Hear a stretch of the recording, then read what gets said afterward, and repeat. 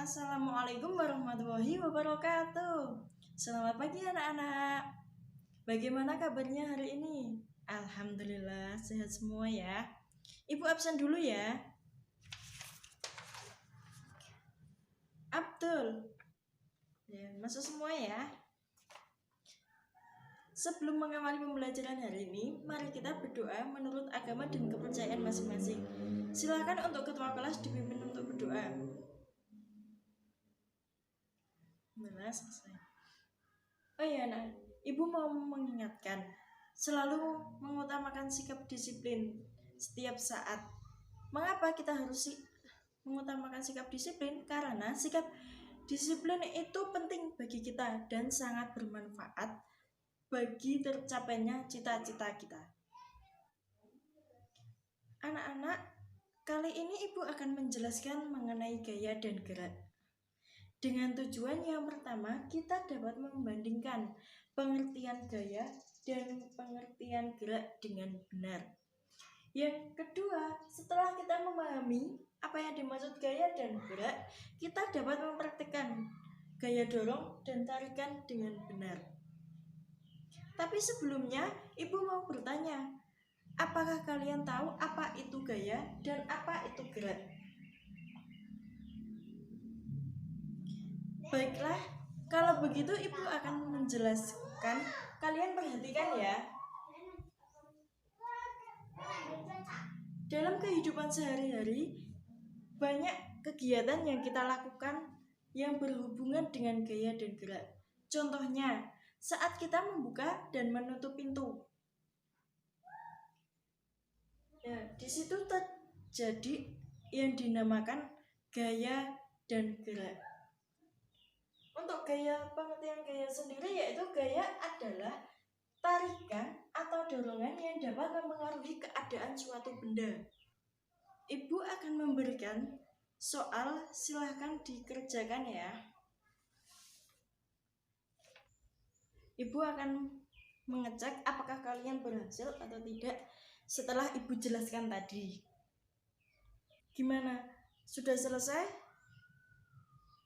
Ya, kalau sudah dikumpulkan ya.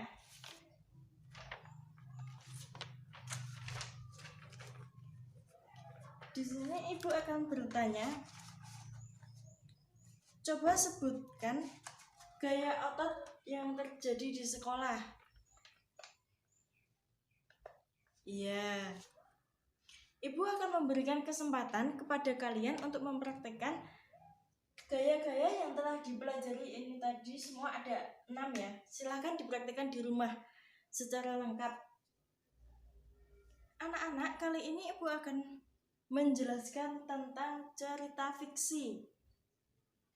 Dengan tujuan yang pertama, kita dapat menyebutkan tokoh-tokoh yang terdapat dalam cerita fiksi. Untuk yang kedua, setelah kita berdiskusi dan mengidentifikasi, siswa dapat menampilkan hasil identifikasi tokoh-tokoh yang terdapat pada cerita fiksi dengan tepat. Ini Ibu akan menjelaskan ya. Cerita fiksi. Cerita fiksi adalah cerita yang kejadiannya tidak benar-benar terjadi. Cerita dibuat berdasarkan imajinasi atau khayalan pengarang. Di sini Ibu akan membagi menjadi 4 kelompok. Di sini, di sini kelompok 1, yang sini kelompok 2, kelompok 3, kelompok 4. Ibu ada cerita. Ini, Ibu bagikan ya.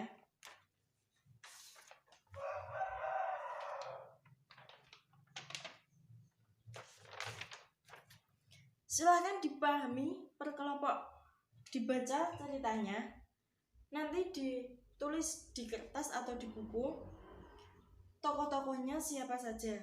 Nanti jika sudah selesai, silahkan perwakilan dari kelompoknya 1 orang saja maju menampilkan hasil kerjaannya. Gimana? Apakah sudah selesai? Oke. Kelompok 1, silahkan maju. Terima kasih. Untuk kelompok 1 sampai 4. Ibu akan mengevaluasi dari pekerjaan kalian semua tadi. Untuk kelompok 1 di situ ada Mbak Rani, tadi belum disebutkan ya? Iya, di situ ada. Coba dipahami lagi ceritanya, ada di situ. Kurang tepat ya untuk kelompok 1. Untuk yang kelompok 2 sudah lengkap. Udah bagus untuk kelompok 2 udah disebutkan semua. Untuk yang kelompok 3 sama seperti kelompok 1, masih kurang 1.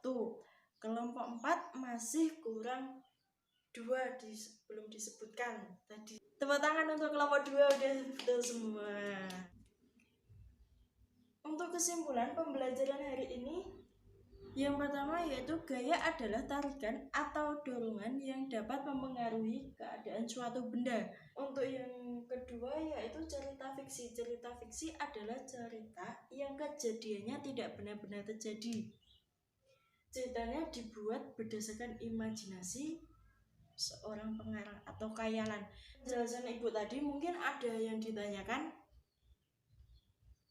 Boleh bertanya, silahkan kalau mau tanya. Kalau nggak ada, dikumpulkan untuk tugasnya ya.